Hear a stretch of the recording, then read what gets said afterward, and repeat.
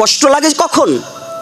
আজকে যারা বড় বড় লেকচার দিচ্ছে সমাজে, সেই গ্রামে যেয়ে দেখি সেই গ্রামের 10টা ছেলে ভক্ত তৈরি হয়নি।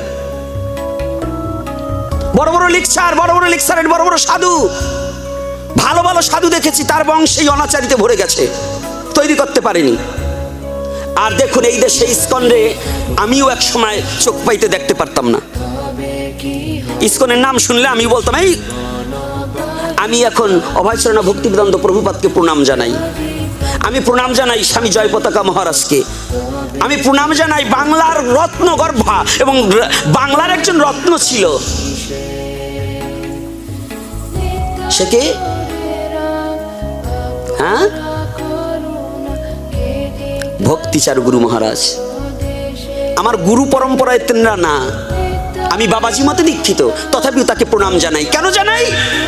যাদের জীবনটা উৎসর্গ করে দিয়েছে এই কলিহত জীবের জন্য, যার জীবনটা 60-65 বছর বয়সেও নিজের স্ত্রী পুত্রকে পরিত্যাগ করে একমাত্র হরিনাম নিয়ে পাশ্চাত্য দেশে গিয়ে হাজার হাজার খ্রিস্টান ভক্তকে, হাজার হাজার মুসলমান ভক্তকে ধর্মে এনে কৃষ্ণ নামে দীক্ষা দিয়েছে কিনা বলুন?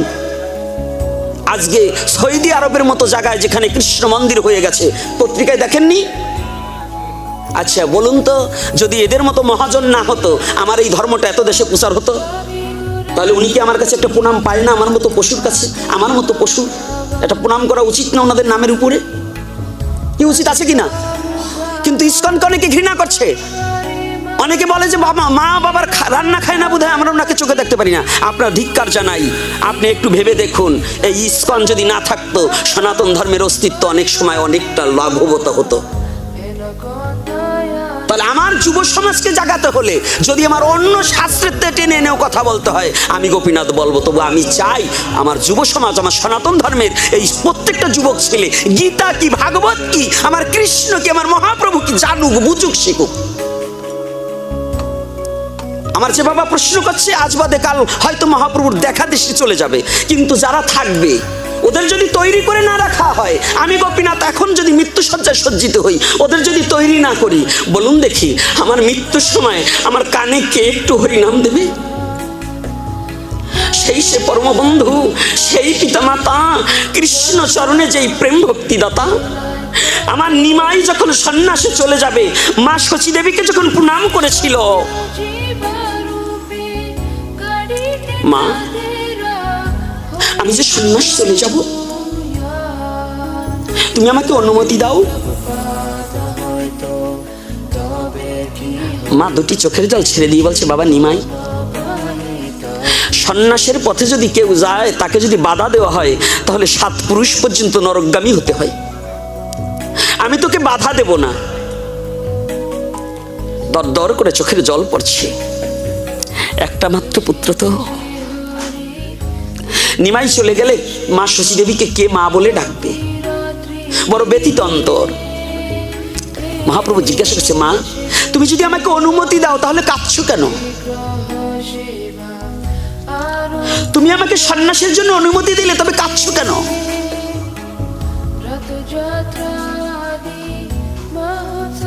নিমাই, তোর সন্ন্যাসে যাওয়ার জন্য আমি কাঁদছি না। তুই সন্ন্যাসে চলে যা, আমার কোনো দুঃখ নেই, এজন্য আমি কাঁদছি না। আমি কাঁদছি কি জন্য জানিস? তুই যে আমার আঙিনার মাঝে মধুমাখা হরি নাম করিস, তুই যদি সন্ন্যাস নিয়ে চলে যাবি, আমি জানি যে সন্ন্যাস নিয়ে চলে গেলে সে আর কোনোদিন গৃহে ফিরে আসে না।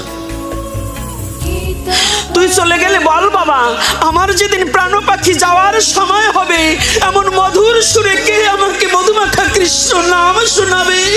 আমার জগতের মাঝে বান্ধব বলতে তো কেউ থাকবে না।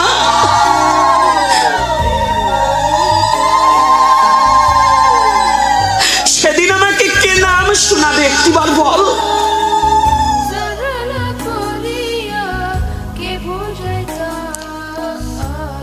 সেদিন আমার গতি কি হবে? সেদিন যে নামবি নে আর কোনো গতি নাই রে।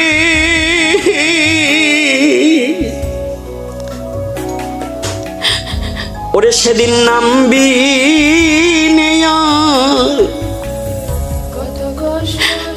কোন গতি নাই রে। ওরে যেদিন আমার যাবার ওরে সময় হবে, সেদিন মধুর নামবি আর আমার গতি নাই রে।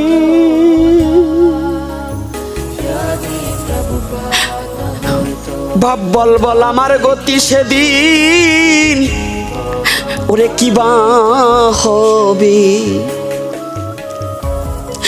ওরে আমায় কেবা মধু মাখা ওই হরি নাম শুনাইবে, সেদিন আমার গতি কি বা হবে। তুই চলে যা, তাহলে বিশ্ব জগতের মাঝে আপনার একমাত্র পরম পাওয়া সেই সে পরম বন্ধু, সেই পিতামাতা কৃষ্ণ চরণে যে প্রেম ভক্তি দাতা। আজ যদি আমার এই যুব সমাজ, আমার এই ছেলেমেয়েরা যদি মধুমাখা হরিনাম না করে, তাহলে আমার বলতে বলুন তো এই সাধুরা কেন এত চিৎকার করে কথা বলে লাভ কি? শুধু দুটো টাকার জন্য আসি না বাবা, টাকার জন্য আসি না। বলুন এ জগতের মাঝে এই ছেলে মেয়ে ছাড়া আমাদের কে আছে? বলুন আমাদের কে আছে? আপনারাই তো আমাদের সব। আমাদের আশা, প্রতিটা সাধুর আশা, যদি জগৎজীব একটু কৃষ্ণ নাম করে, যদি সবার মুখে একটু নাম শোনা যায়, সবাই যদি কৃষ্ণ ভক্ত হয়, তাহলে ওই সাধু একটু শান্তি পায়, যেন যাকে দেখবে সেই যেন নিতাই গৌর হরি বলে একটু বলবে, হরি নাম করবে। এজন্যই সাধুদের আশা। সাধুর আর কোনো ভরসা নেই, আর কোনো আশা নেই, সাধুর আর কোনো চাওয়া নেই, সাধুর আর কোনো পাওয়া নেই। আমরা এজন্যই আপনাদের চরণ প্রান্তে ঘুরে বেড়াই। আমার এই যুবক ছেলেরা, হয়তো আমি ওই রাস্তার ধারে পড়ে থাকতে পারি, কিন্তু যদি আমার বান্ধব হয়ে ওদের যদি আজ এই কৃষ্ণ নাম শিক্ষা দেওয়া যায়,